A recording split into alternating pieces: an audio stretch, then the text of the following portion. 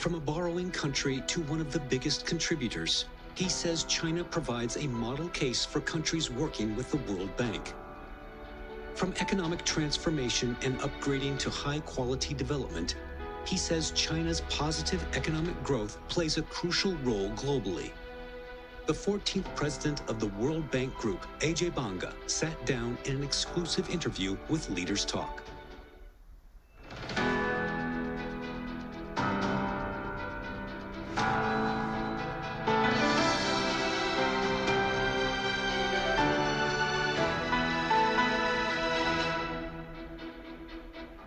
Hello and welcome to Leaders Talk, where we meet leaders, thinkers, and trailblazers. I'm Zhou Yun.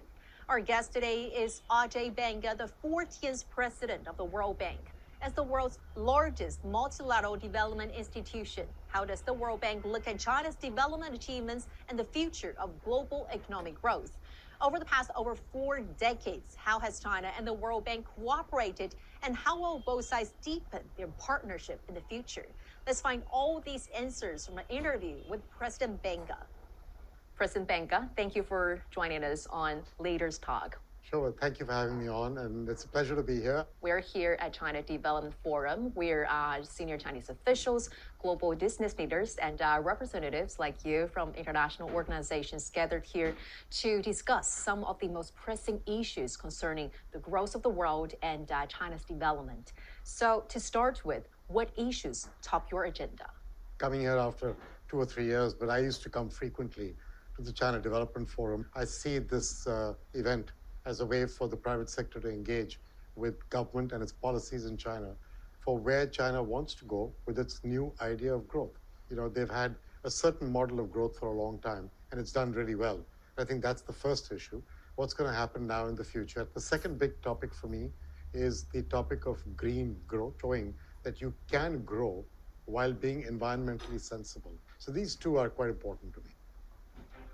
Against the backdrop of the overall weakness of the world economy, China's GDP in 2023 exceeded $17 trillion, an increase of 5.2% over the previous year. How has China's economy sustained such a growth? How will China's new development opportunities benefit the world? The annually held China Development Forum in Beijing invites leaders from international organizations and business leaders and experts from all over the world to discuss these issues. In his speech at the forum, Banga said development is marked by setbacks, missteps, and periods of incremental progress. China's remarkable journey stands as a testament to what's possible. Well, Mr. President, let's talk a little bit about China's economic growth, because during China's political season, the 2 sessions, China has set its economic growth target at around 5% for 2024. What is your take on this GDP target?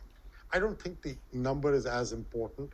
Whether you make, remember they said around 5, so it could be a little below, a little above. I think what's important is 2 things. First, 5 itself is a remarkable number for an economy of this size. That is true. But China's size and the denominator effect is very different from what it was 2 or 3 decades ago. Second, I think they're going through a transformation of the economy for the future of China. The model that China used for growth for the last few decades was a model that worked at that time. They're trying to change that to a different model for the future. And that requires innovation, technology, green industries, consumption to grow. And I think that's a different way of growing. That transition period will take its time. But 2 things you should not forget when you think about China's growth. The first is that even at around 5%, it's still contributing 30% of global growth. Exactly. Second, it has infrastructure in a way that most countries do not. It has 30% of the world's manufacturing capacity in this country. So it's got assets. It's got a skilled workforce. It has challenges. It has an aging population, and therefore that needs to be managed. So it's got challenges like every other country. I'm convinced that China will work hard on both the change of the economic model, but also managing through demographic changes. And China, as you just mentioned, has been a major driver and contributor to global economic growth. And a study from the World Bank has shown that from 2013 to 2021, its contribution to global economic growth averaged more than 38%. That's more than all the G7 countries combined. So how would you define the role of China in the global economic landscape that is filled with uncertainties and headwinds? My belief is that an economy of 1.4 billion people with the size that today China is has a role to play in world economic growth. Countries that are as large as China or the European Union's global economy or the United States, their economic growth and changes impact everybody else. And I think that is an important aspect of the global interconnected world that we have built. I think out over the period of time, a healthy, economically growing China is very important to the rest of the world as well. If you take a closer look of China's economy, you will find the term new quality productive forces as a new buzzword. Well, this term was first proposed by Chinese President Xi, which underlines the great importance of high technology, high efficiency, as well as high quality for the development, among other factors. So what do you make of the significance of this paradigm shift? So I think of this in two ways. One is the more obvious one of being connected to green. What China is trying to do over the last 7-10 years is to attack air, water, and soil to improve the quality of those for future generations. And they're trying to prove that you can grow, but you can grow with ecological responsibility at the same time. I think the second part of the conversation of high quality growth has to deal with making sure that where China goes in the future is appropriate for China's population. And I think that requires you to understand demographics, requires you to understand the skill dividend that China has gained because of the investment it has put into training its labor force. Every year, 15 million people are coming into the labor force in China, even now.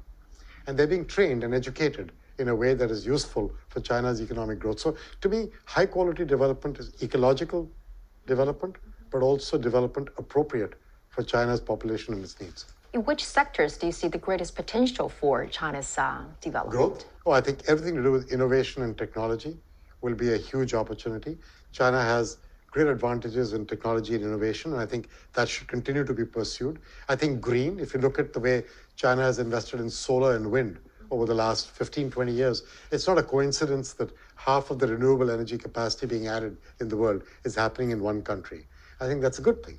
Well, you made a speech here, and during speech you said, we have faced challenges before and overcome them together. And you also said that China's remarkable journey stands as a testament to what's possible. So what do you really mean by that? Now, what do you think are some of the lessons and practices from China's development might be helpful and inspirational for other countries? So I think China is one of those countries that is the model case in some ways for how the bank should be working with the country. China at one time, back 40 years ago, was a recipient of IDA grants. And IDA is that part of the bank that lends money to the countries that are most in need. And essentially, these are grants or very deeply concessional financing that these countries get. China got that.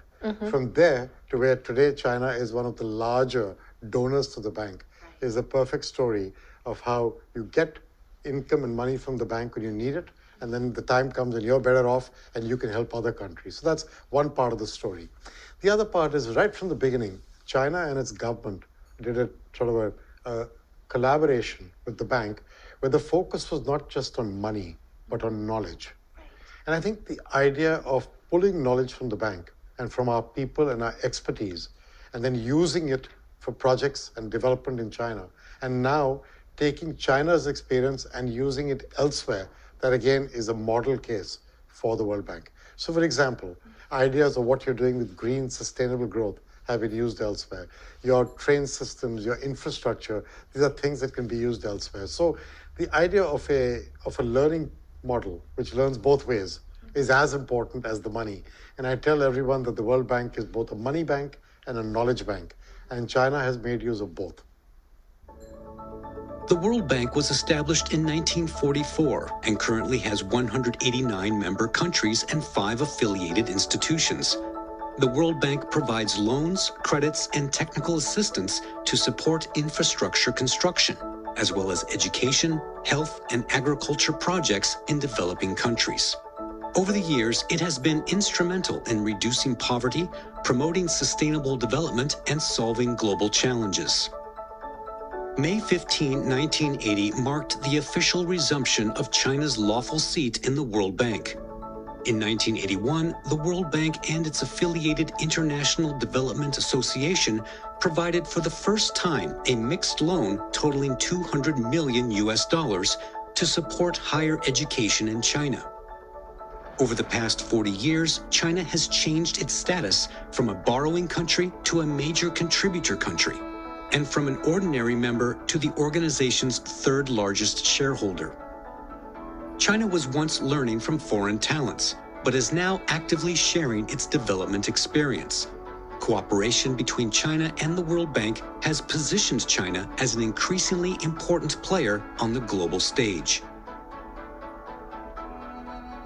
China and the World Bank has established close development partnership during the past 40 plus years or so. So in which areas do you look forward to enhancing cooperation in the upcoming years? So, building the right kind of climate-resistant infrastructure, or heat-resistant varieties of seeds, or crops that can grow with lower water utilization. These are as important as managing energy emissions. I think that's one big area of growth and opportunity. The second big area to me is healthcare.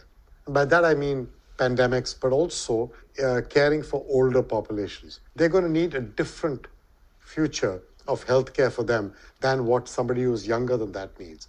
And the third one is the whole issue of rural populations and the importance of rural development and farmers. And I think so these three areas, climate and both mitigation and adaptation, healthcare particularly for older populations, and then how to think about rural populations and rural development. These are three areas we could work very easily in. What about one of the primary goals of the World Bank is ending extreme poverty? And China has made remarkable achievements on that front by helping nearly 800 million people out of poverty in the past 4 decades. So what lessons do you think might be helpful to other countries and the bank on that front? Well, I think the best way to reduce poverty is to give people a job.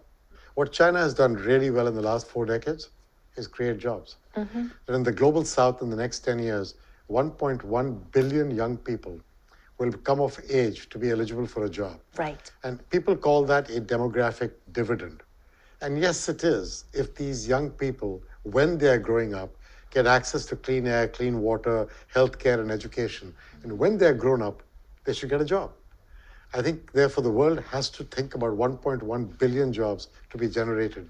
Currently, we're on a trajectory to create 325 million.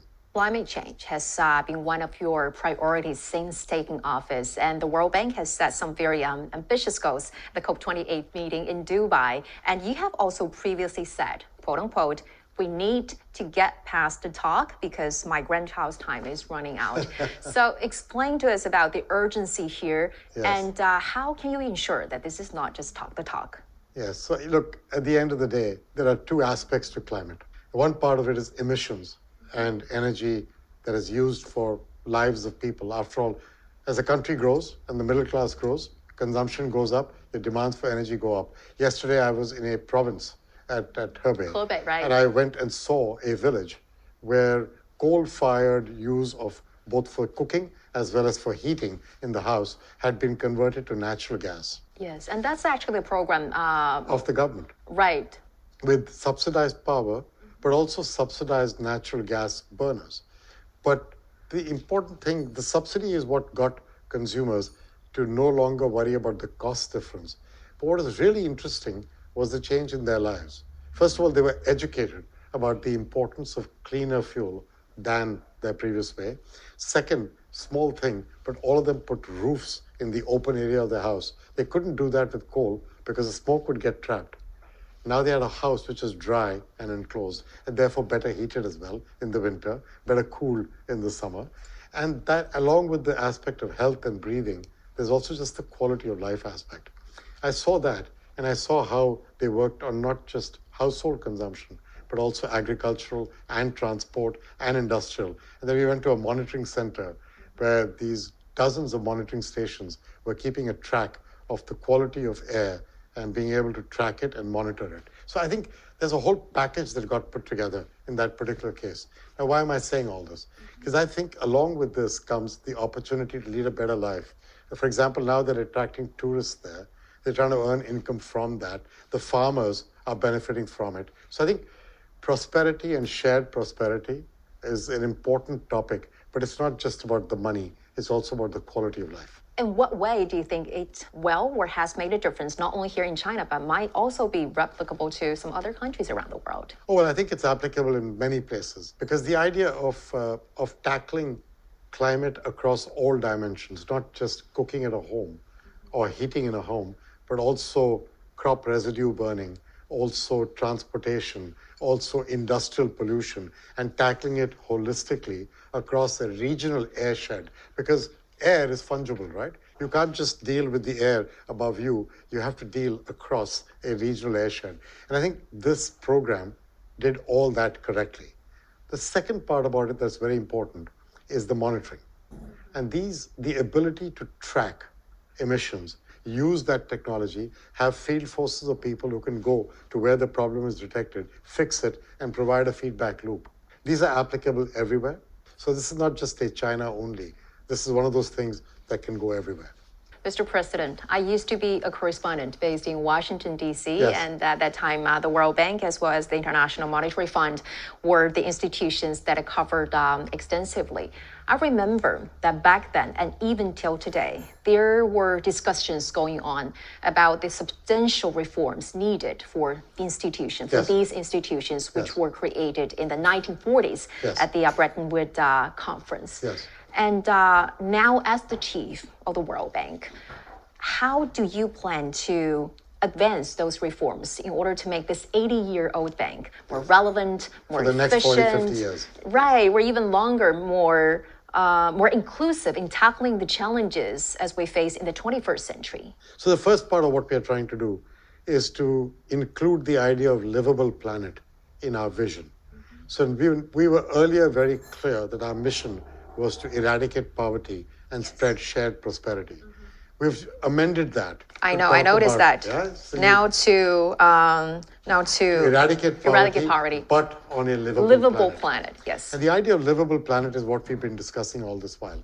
The idea of climate and clean air, clean water, focusing on healthcare and pandemics, or the issue of fragility, conflict, and violence. You know, there's more than 120, 130 million people in the world right now who are in some form of refugee status. That's the largest it's ever been. And, you know, climate challenges will add to that refugee population. Conflict will add to it. Soil degradation will add to it. These are intertwined challenges. You cannot eradicate poverty without caring about all of these. I think that's the first big change in the way the World Bank is looking at its world and its aperture or its lens on the world. The second part is in our mission, we have added a specific focus on women and young people. Now, why those two? Women, because they're half the population, and they don't always get the opportunities that they need to get to be able to be as productive as the other half. The world cannot grow when half the population is not at the same place as the other half. And to me, this is absolutely critical. Second is young people.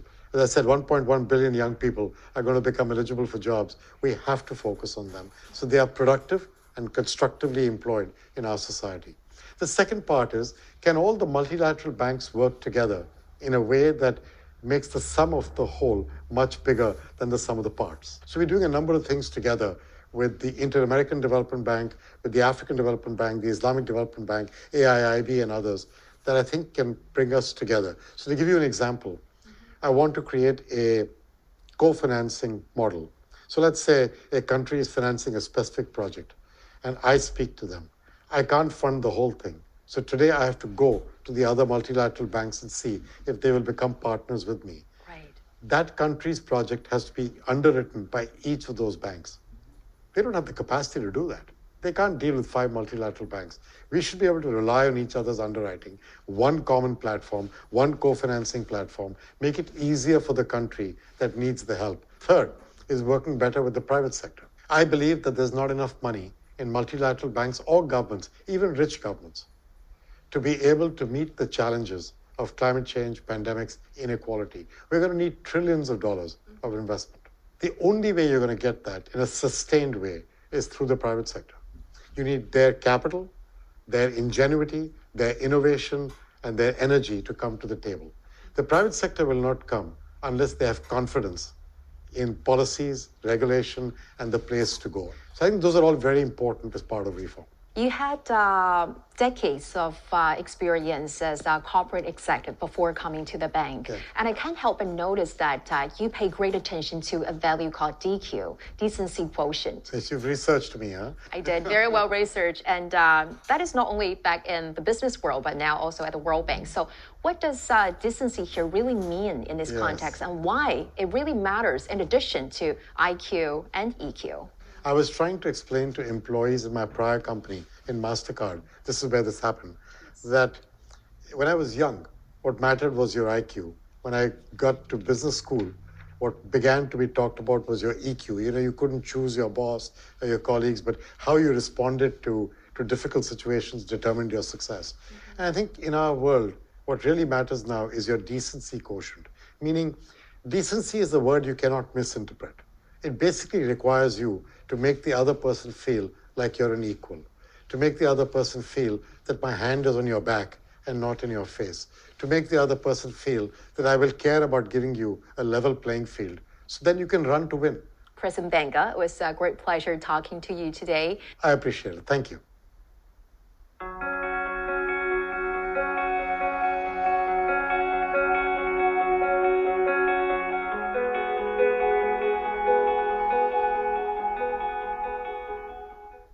During the conversation with President Banga, he said that China, with a population of 1.4 billion, plays a crucial role in global economic growth. Over the past 40 years, China has transitioned from being a recipient country to one of the largest donors of the organization, and from a learner to a disseminator of knowledge and experience. He believes that the cooperation between the two sides serves as a model case in more collaboration to create a livable planet.